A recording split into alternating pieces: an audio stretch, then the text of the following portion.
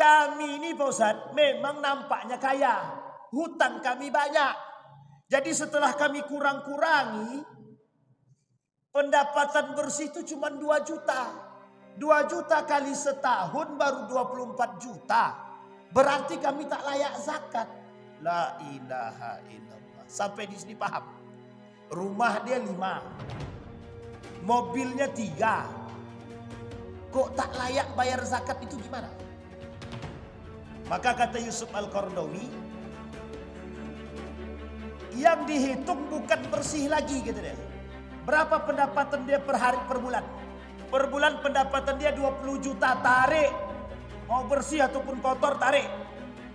Karena kalau ditunggu bersih dia, entah kapan-kapan bersihnya. Kalau yang bersih cuma 2 juta maka dia tak layak bayar zakat.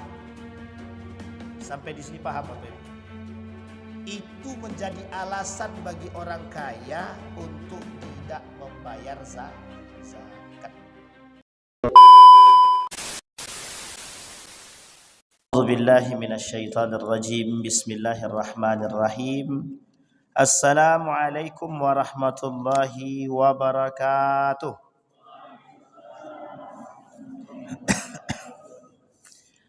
Alhamdulillahi rabbil alamin. Alhamdulillahilladzi arsala rasulahu bil huda wa dinil haq liyudhhirahu 'alad dini kullih wa kafa billahi shahida. Ashhadu an la ilaha illallah wahdahu la syarika lah wa ashhadu anna Muhammadan 'abduhu wa rasuluh la nabiyya ba'd. Allahumma salli wa sallim wa barik ala hadzal nabiyil karim. Allahumma salli ala Muhammad wa ala ali Muhammad fil alamin innaka Hamidum Majid. Ya ayyuhalladzina amanu taqullaha wa qulu qawlan sadida yuslih lakum a'malakum wa yaghfir lakum dhunubakum wa may yuti'illaha wa rasulahu faqad faza fawzan 'azima. Puji syukur kehadiran Allah atas limpahan rahmat dengan mengucapkan alhamdulillahirabbil alamin. Bersalawat kepada Nabi dengan mengucapkan Allahumma salli ala Muhammad wa ala ali Muhammad fil alamin innaka Hamidum Majid. Baik Bapak Ibu sekalian yang berbahagia, ini Kamis pekan kelima. Memang kosong ya. Bapak Ibu sekalian yang berbahagia, pada pekan yang keempat kita izin ada beberapa hal. Nah ini yang ke bulan ketiga. Oh belum, masih bulan kedua ya. Dia sudah 2 bulan kita absen. Nah, ini mudah-mudahan tak absen lagi lah insyaallah. Baik Bapak Ibu, kita bahas kitab kita tentang Al-Kabair. Kitab Al-Kabair Syamsuddin Az-Zahabi.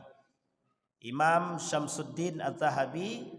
Kita sampai pada poin yang kelima. Poin yang kelima itu membahas tentang man'uz zakah.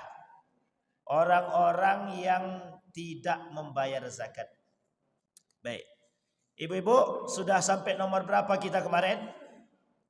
Ibu-ibu ada yang tahu? Masih ada yang ingat sampai mana kita kemarin? Sampai zakat ya. Baik Bapak Ibu. Dilarang atau ada orang yang melarang untuk tidak membayar zakat. Pada pertemuan 2 bulan yang lalu sudah kita sampaikan. Salah satu termasuk dosa besar. Ala ukhbirukum bi akbaril kabair. Atau dalam riwayat yang lain, ala unabbiukum bi akbaril kabair. Dalam Al-Quran Allah sebut di dalam Al-Quran itu, in tajtanibu kabaira minal ithmi. Kata Allah di dalam Al-Quran, jauhi olehmu dosa-dosa besar. Dosa-dosa besar ini Bapak Ibu berada di lingkaran kehidupan kita. Berada di lingkaran kehidupan kita. Ada orang yang memang sengaja melakukan dosa besar. Ada orang yang memang tidak sengaja melakukan dosa besar.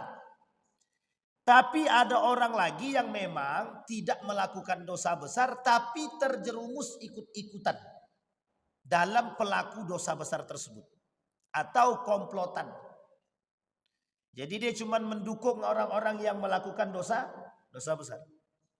Kita ambil contoh misalkan ada orang yang tidak mau bayar zakat Tapi ada orang lain yang mengatakan, betul itu tidak usah bayar zakat lagi. Nanti zakat itu diberikan oleh Basnas kepada orang yang tidak tepat sasaran. Capek-capek aja kita bayar zakat. Kalau Basnas menyalurkan zakat tidak tepat sasaran, kira-kira yang berdosa siapa? Jangan cepat-cepat menghakimi. Astagfirullah wa atubu ilaik. Tidak saya yang ngomong ya, Bapak Ibu yang ngomong. Kalau Basnas sengaja memberikan atau menyalurkan zakat tidak tepat sasaran, baru dosa Basnas. Tapi kalau Basnas menyalurkan dana zakat tersebut, mungkin khilaf dia, atau mungkin karena keraguan-raguan dia dalam menyalurkan zakat tadi, sehingga mohon maaf ada orang yang berhak menerima zakat, yang tidak berhak menerima zakat karena informasi yang tidak benar tadi, kemudian dia berikanlah zakat tadi. Salah atau tidak salah Basnas tadi? Salah.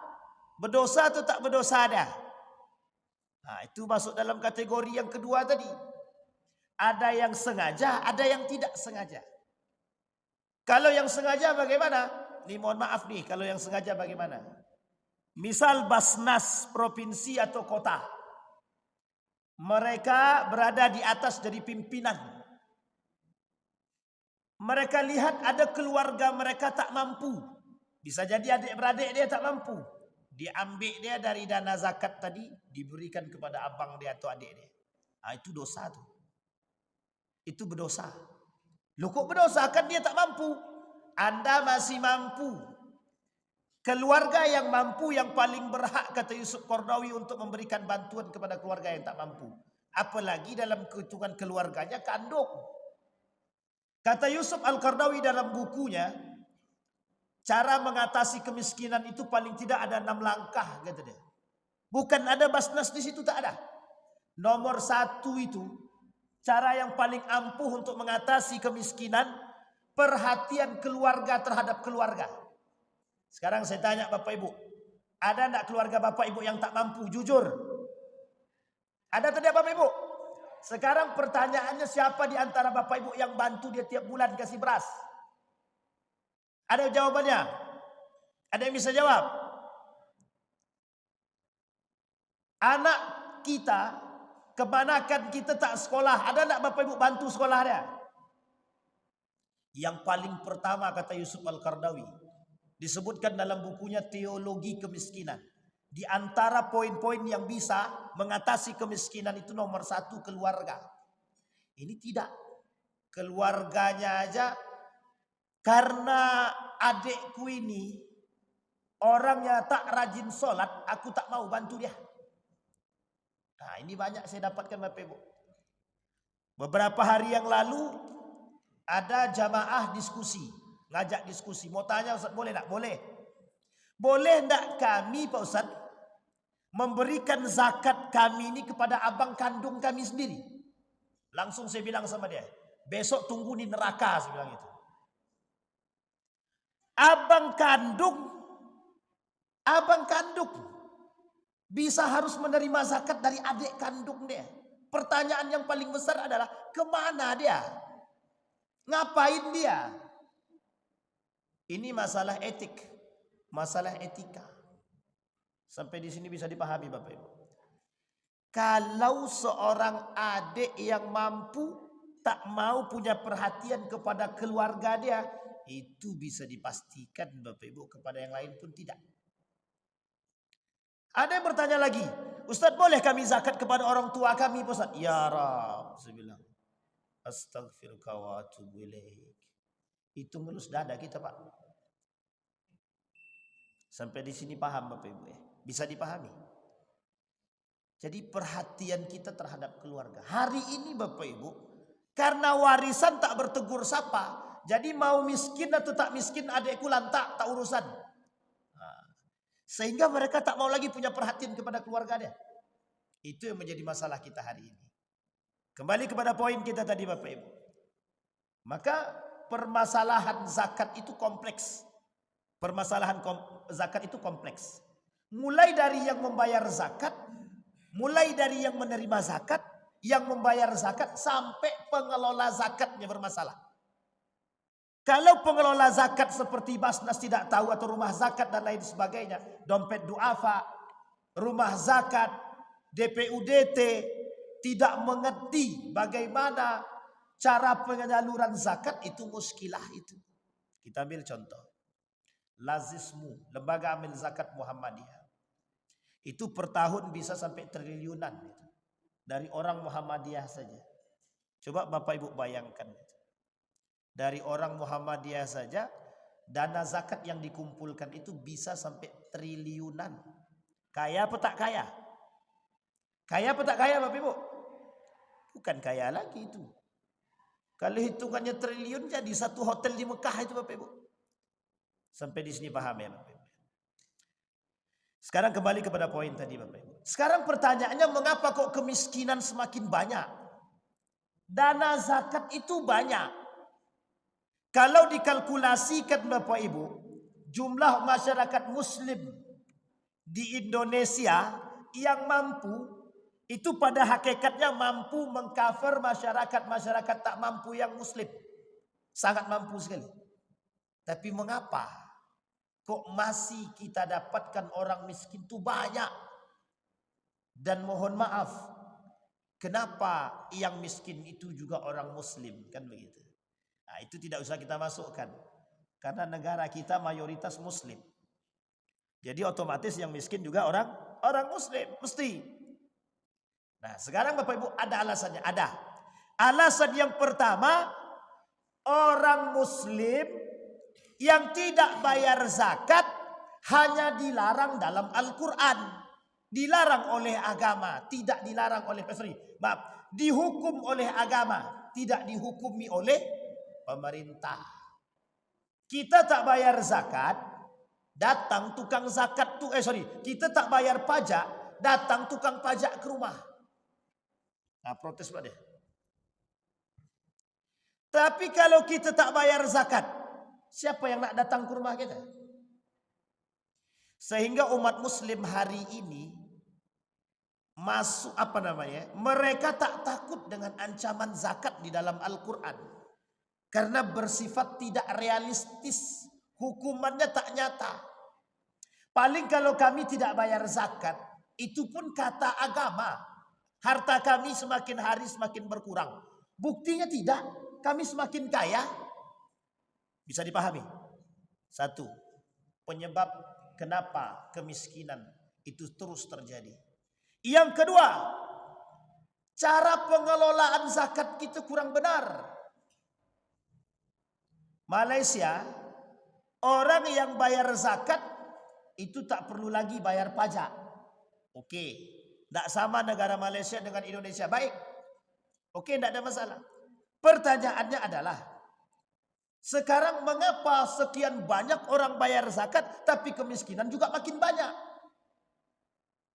Kita ambil contoh. Kementerian Keuangan mengatakan angka kemiskinan menurun.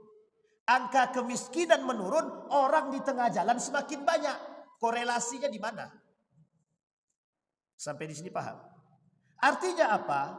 Kementerian Keuangan jelas. Basnas jelas.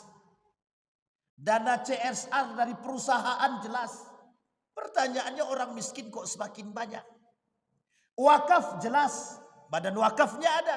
Pertanyaannya, sekian banyak lembaga swadaya masyarakat, tapi kenapa kok angka kemiskinan semakin bertambah? Sampai di sini bisa dipahami. Kenapa kok orang miskin semakin banyak? Itu pertanyaan kita sama. Maka butuh evaluasi terhadap pengelolaan zakat yang baik dan benar.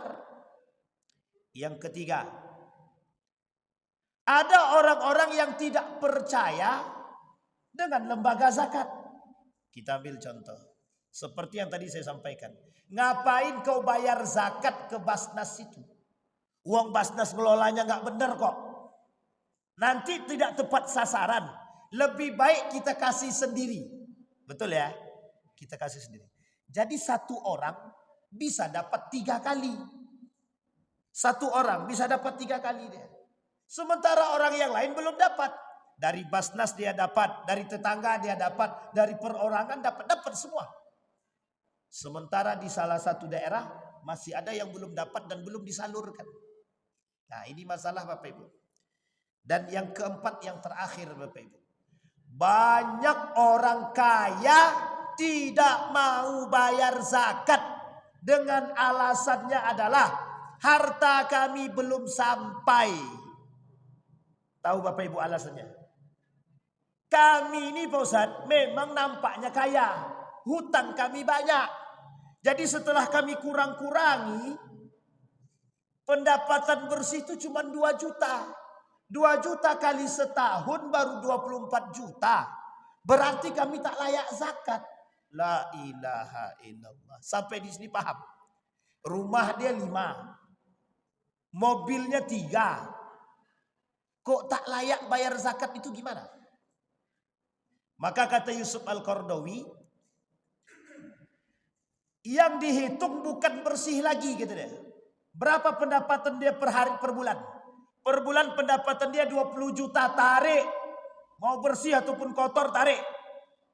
Karena kalau ditunggu bersih dia, entah kapan-kapan bersihnya. Kalau yang bersih cuma 2 juta, maka dia tak layak bayar zakat. Sampai di sini paham Bapak Ibu? Itu menjadi alasan bagi orang kaya untuk tidak membayar zakat. Sekarang kita masuk Bapak Ibu. Sejarah. Abu Bakar datang ke perbatasan Mekah Madinah, diperangi sama Abu Bakar. Siapa yang nggak mau bayar zakat, ambil harta dia, ambil rumah dia sekali, perangi. Nah, ini Bapak Ibu tolong dicek baik-baik nih. Yang pendapatan dia di atas 5 juta, pendapatan dia di atas 5 juta, tolong dicek baik-baik. Sudah sampai atau belum nisabnya bayar zakat tuh.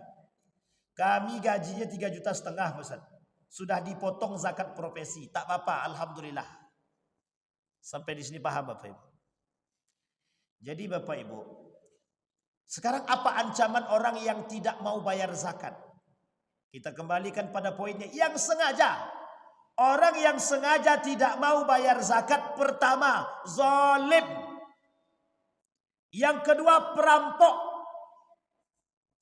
Orang yang tak mau bayar zakat itu perampok.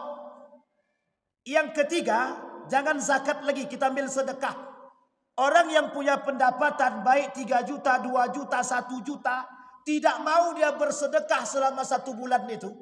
Dalam 1 bulan dia tidak ada bersedekah, manusia pelit, loki, pekedut, ya betul ya, kedekut, bukan pekedut, kedekut, sampilia. Bapak Ibu boleh tertawa. Sekarang kita coba cek satu-satu.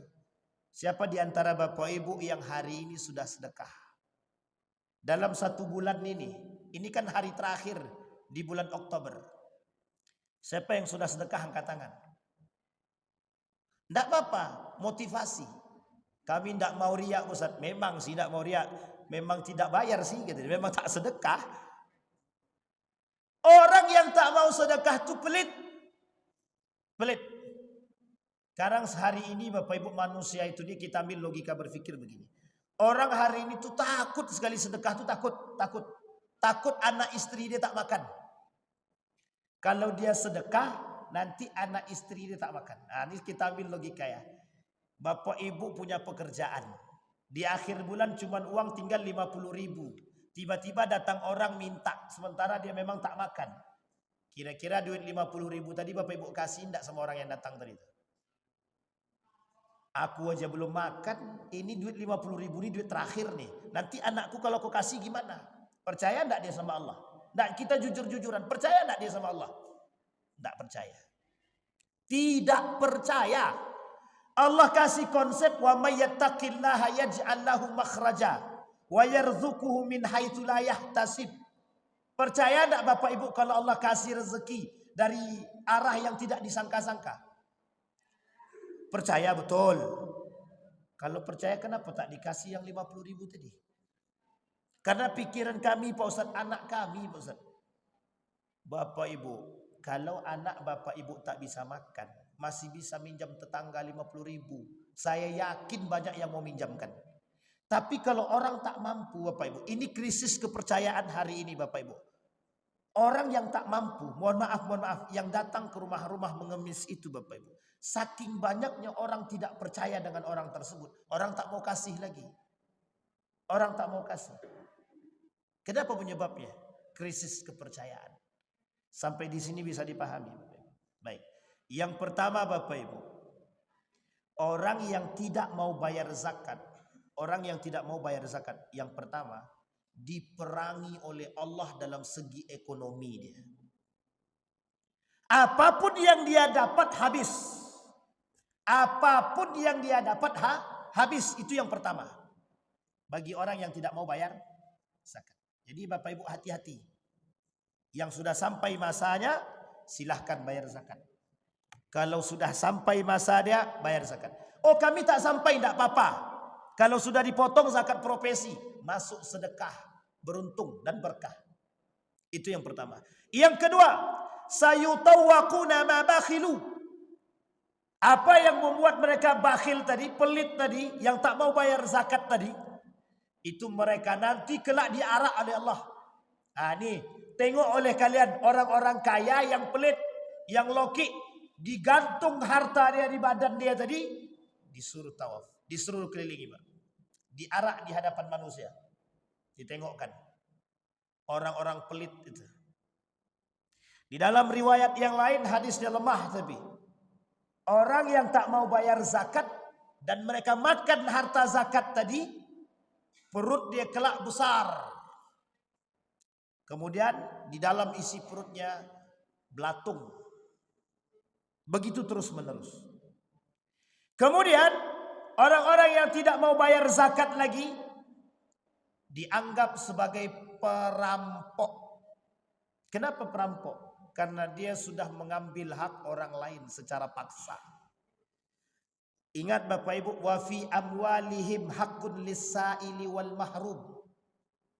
Di antara harta-harta kita ada hak orang lain yang harus kita beri.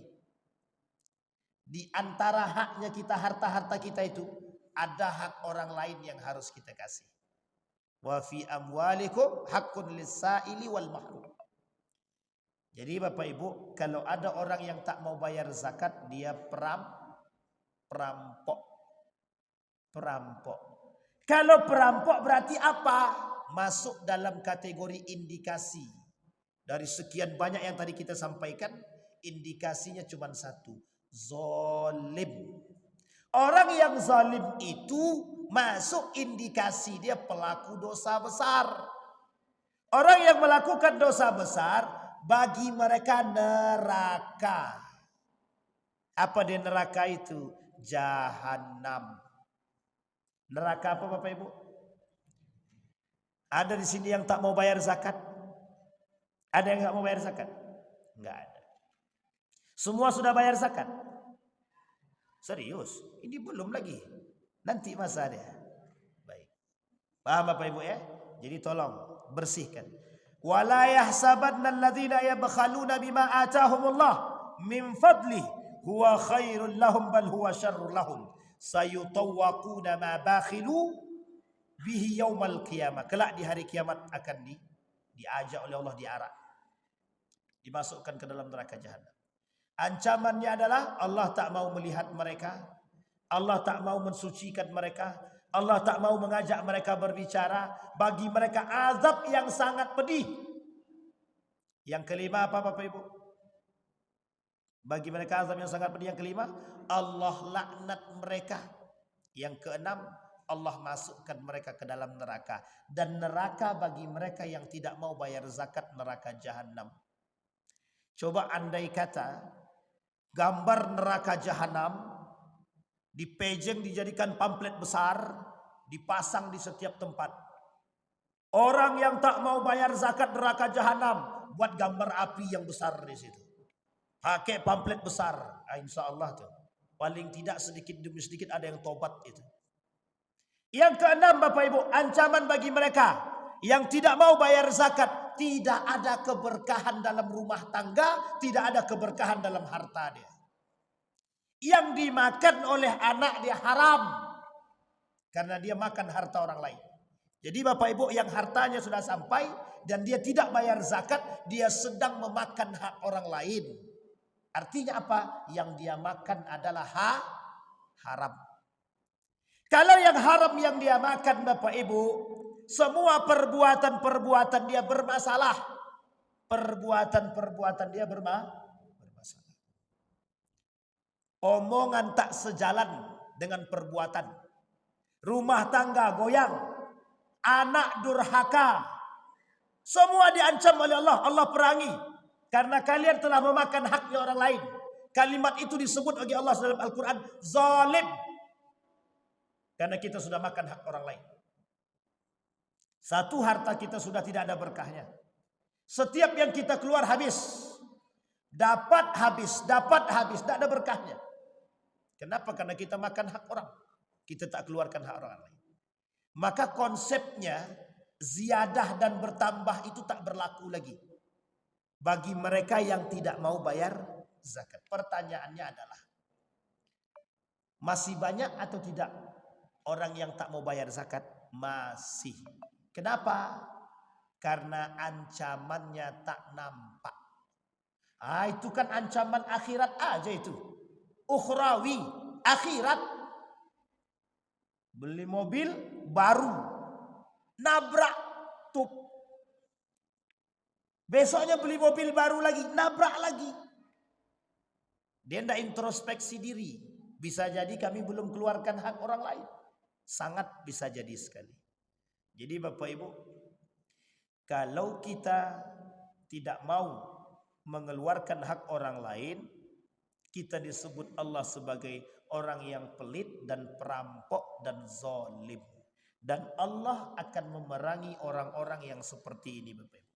Sehingga Bapak Ibu sekalian yang berbahagia, kita yang sadar dengan zakat itu, maka kita penting Bapak Ibu memahami. Pemahaman zakat itu sederhana Bapak Ibu. Memahami zakat itu sederhana. Apa yang harus kita pahami? Menghidupkan orang lain. Bapak Ibu bayar zakat itu sebenarnya tidak sebanding Bapak Ibu. Misal pendapatan Bapak Ibu dalam 1 tahun, anggaplah gaji Bapak Ibu itu memenuhi 8 juta. 8 juta. 1 tahun anggaplah 10 sudah 80. 16 berarti 96 juta. 96 juta 1 tahun itu 2,5-nya berapa? Berapa 2,5-nya Bapak Ibu dari 96 juta? Kita ambillah paling banyak itu nggak sampai 1 juta. Yang kita keluarkan. Pertanyaannya adalah 1 juta itu untuk setahun apa? Bapak kasih sama orang tak mampu 1 juta. Kita ambil misalkan tetangga tidak mampu. Bapak Ibu kasih 1 juta untuk setahun ya, kira-kira cukup enggak? Cukup atau tidak? 1 juta untuk setahun. Enggak cukup. Artinya apa? Kalau cuma 10 orang yang berzakat saja, itu baru bisa mengcover 2 orang selama setahun. 10 orang. Makanya Bapak Ibu perlu adanya kesadaran dalam diri umat muslim hari ini. Maka kenapa kemiskinan terus berkelanjutan, terus ada pusat? Iya, uang umat muslimnya kayak gini tingkahnya kok. Kita umat muslim yang tak sadar. Kita umat muslim yang tak mau bayar zakat. Kita umat muslim yang tak punya perhatian terhadap saudara. Coba Bapak Ibu bayangkan orang yang mampu hari ini. Di antara Bapak Ibu mampu semua. Kita ambil misalkan di antara Bapak Ibu ini mampu. Per bulannya 3,5 juta misalkan pendapatan dia. Sisihkan 200.000 saja. Untuk beli beras 10 kilo. Bisa enggak tetangga makan? Bisa. Bisa tercover apa tidak? 1 orang mengcover 1 orang. Oh, kalau tak mampu 2 orang cover 1 orang. Sekarang kan tidak. Kita cuma kasih sedekah setahun sekali. Ya gimana kemiskinan mau hilang? Yang kita kasih setahun sekali. Untuk makan saja habis. Maka Bapak Ibu, saya katakan masjid punya peran besar. Bukan Basnas. Bukan Basnas. Masjid punya peran besar Bapak Ibu. Andai kata bisa dialokasikan. Kita ambil contoh Masjid Joko Karian, Masjid Suhada, Masjid Al-Falah. Tidak usah jauh-jauh. Dompet duafa DD. Bapak Ibu tahu dompet duafa? Tahu DPUDT? DPUDT tahu? Siapa yang punya DPUDT? Rumah zakat tahu Bapak Ibu rumah zakat? DPUDT itu punya Agim. Rumah zakat, dompet duafa itu dulu punya Republika. Sekarang tak lagi, dulu saja. Rumah zakat, dompet duafa. Kemudian ada DPUDT, kemudian ada Lazismu, Lembaga Amil Zakat Muhammadiyah. Ada lagi Lembaga Amil Zakat Nahdlatul Ulama. Banyak lembaga amil zakat itu. Tapi jangkauannya kemana? Nah coba sekarang bayangkan masjid ini. Orang-orang yang kaya di sekitar masjid ini merangkul semuanya. Zakat di sini. Dibangun satu lembaga yang mohon maaf bisa dipercaya oleh masyarakat. Cari anak-anak yang tak mampu. Bapak Ibu lihat hari ini. Generasi-generasi yang datang ke masjid. Tengok ada yang anak muda. Ada yang anak-anak. Ada yang cinta agama, ada yang cinta Al-Quran. Punah. Makanya zakat itu punya pengaruh besar. Membentuk Bapak Ibu karakter-karakter umat.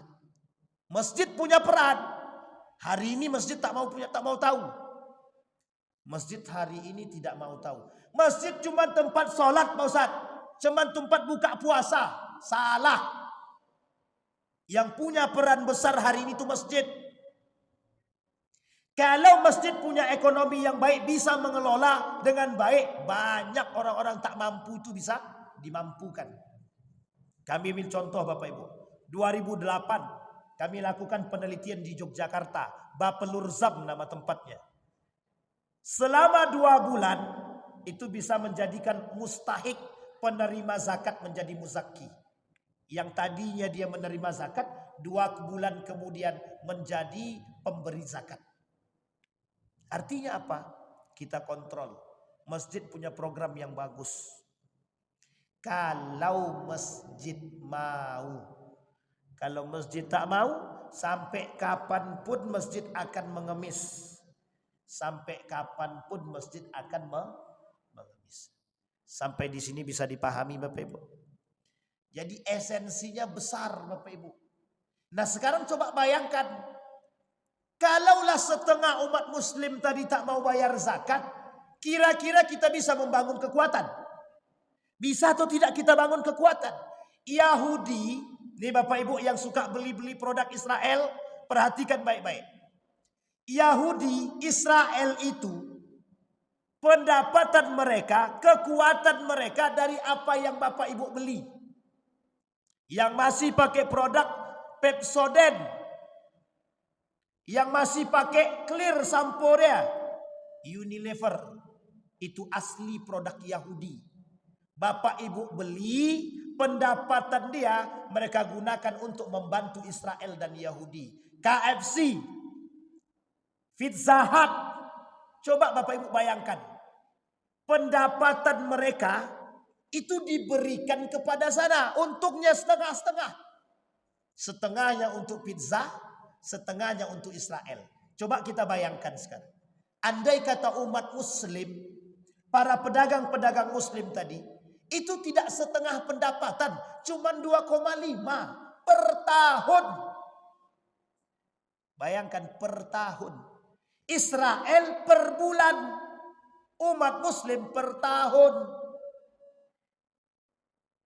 Kira-kira kalau per bulan, jangankan untuk menghancurkan Palestina setiap hari, itu mereka butuh dana besar. Paling tidak 3 triliun setiap hari.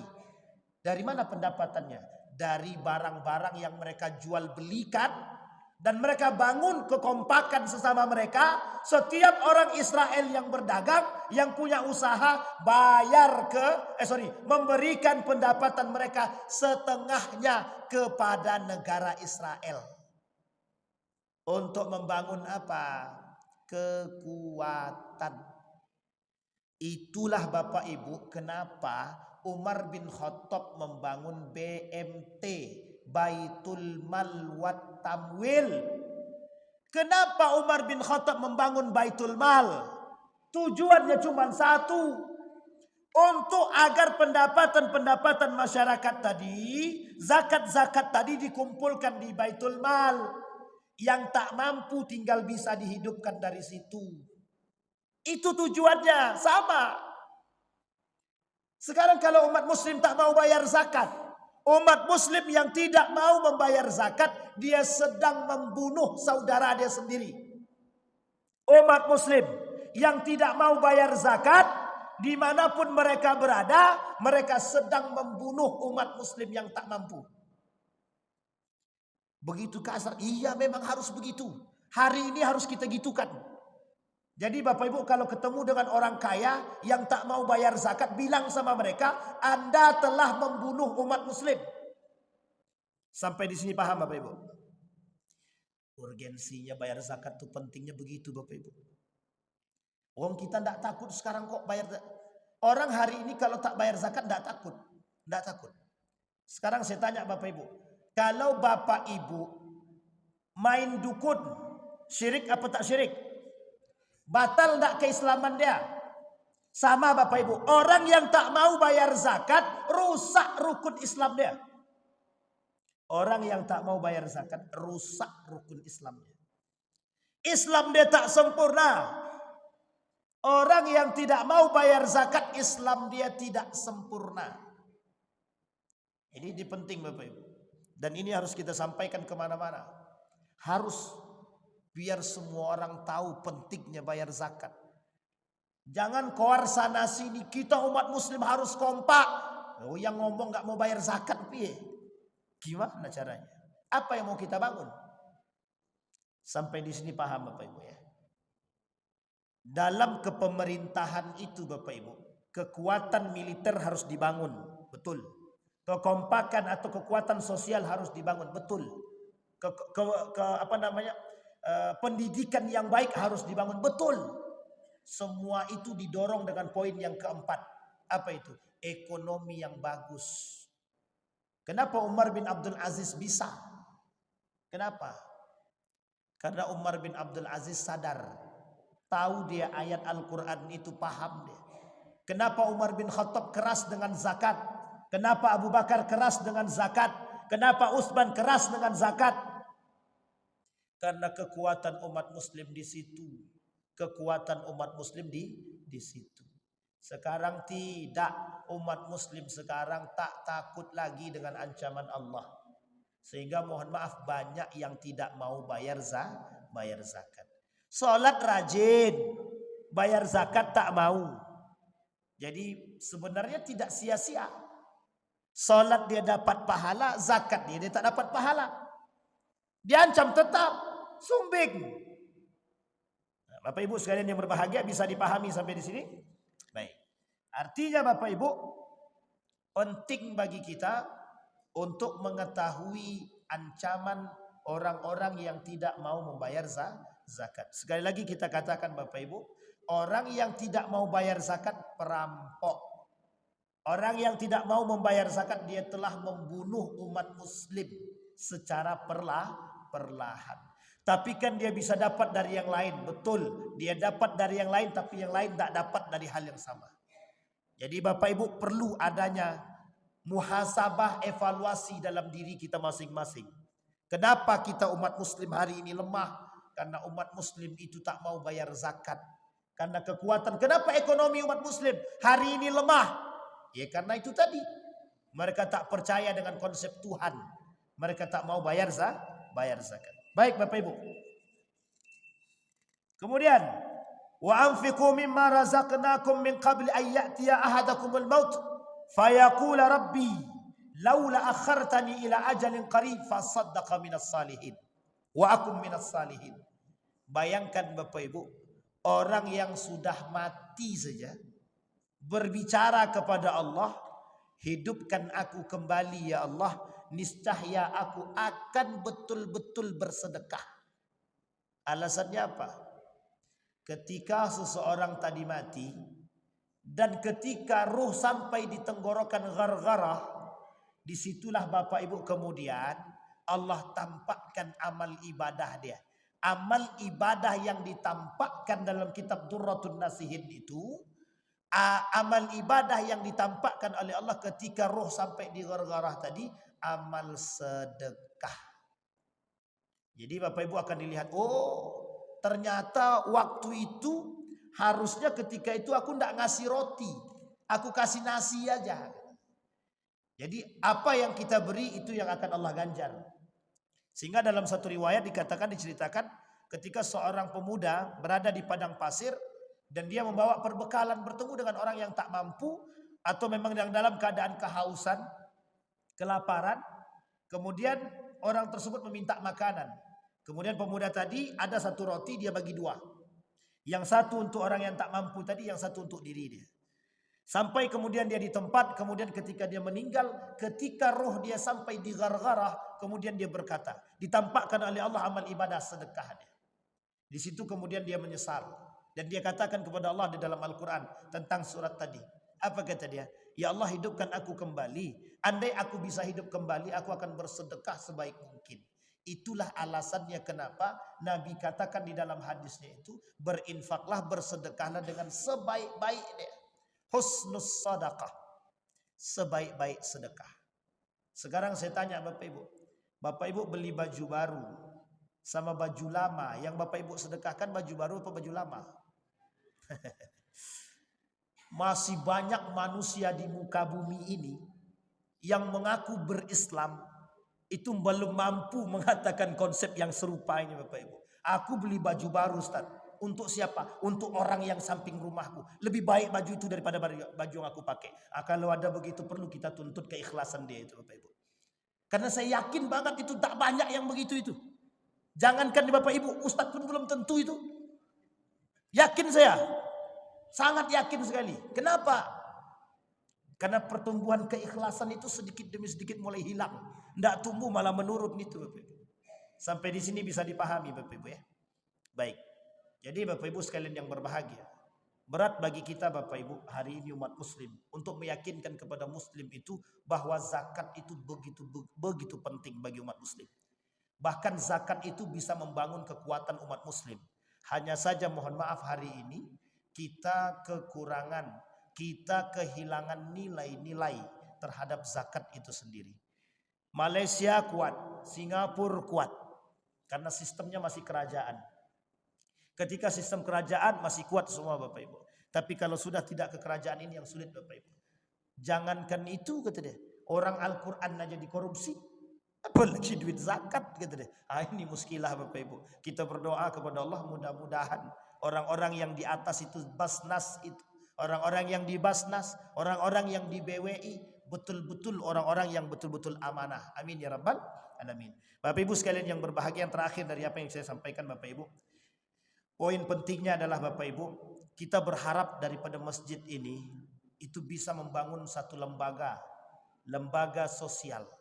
Paling tidak Bapak Ibu, ketika Bapak Ibu bisa mengumpulkan baik dana zakat, infak ataupun sedekah, mulailah hari ini kita berpikir Bapak Ibu untuk mencari generasi-generasi kita yang bisa meneruskan kita Bapak Ibu, khususnya untuk masjid ini.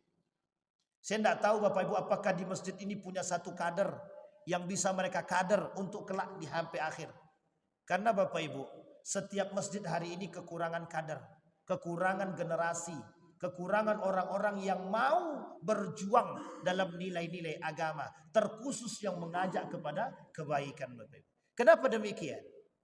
Karena memang mohon maaf Bapak Ibu, kekurangan atau lemahnya ekonomi masjid tersebut.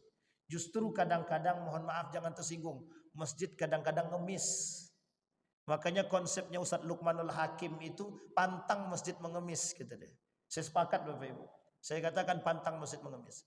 Saya sampaikan di masjid saya Bapak Ibu, kami masjid tidak akan mengemis. Bapak-bapak yang mau masuk surga datang ke masjid.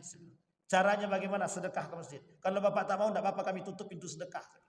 Kami tutup pintu sedekah, besok jangan cari-cari masjid sini lagi, cari masjid lain. Besoknya alhamdulillah Bapak Ibu, semua bersedekah. Alhamdulillah. Ada beberapa kegiatan di masjid itu, alhamdulillah kita tak perlu lagi cari duit. Datang sendiri Bapak Ibu. Alhamdulillah, alhamdulillah. Artinya perlu berani sedikit.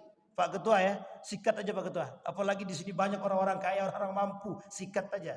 Jangan tanggung-tanggung. Apalagi ada, mohon maaf, ada anggota dewan di sini, sikat. Jangan tanggung-tanggung. Kalau perlu tembak di tempat, tembak aja di tempat. Bapak anggota dewan, ustadz pula lagi gitu. Kalau tak mau, itu dia. Tembak di tempat, itu lebih baik Bapak Ibu. Nggak, kita perlu hari ini begitu. Kita jangan pakai basa-basi lagi Bapak. Capek kita basa-basi. Sudah terlalu tinggi diplomasi kita. Orang tak paham kalau tinggi-tinggi diplomasi. Bapak, kalau orang tak mau bayar zakat tuh begini. Jangan begitu. Anda tak bayar zakat masuk neraka, selesai. Begitu saja Bapak Ibu. Itu lebih penting bagi kita Bapak Ibu hari ini. Saya kira begitu Bapak Ibu. Mudah-mudahan ada manfaatnya bagi kita semua. Mudah-mudahan bisa menjadikan kita orang-orang yang sadar. Dan mudah-mudahan kita yang hadir malam hari ini bisa memberikan peringatan kepada saudara-saudara kita yang belum membayar zakat. Bukan tahunan ya, ini bukan zakat fitrah, tapi kalau bisa zakat mal yang harus mereka bayar. Meskipun terserah mau setahun sekali, kalau bisa sebulan sekali itu lebih baik. Dan mudah-mudahan orang-orang yang tak mampu di sekitar masjid ini bisa tercover oleh masjid. Amin ya rabbal alamin. Fa'tabiru ya ulil absar la'allakum tuflihun. Assalamualaikum warahmatullahi wabarakatuh.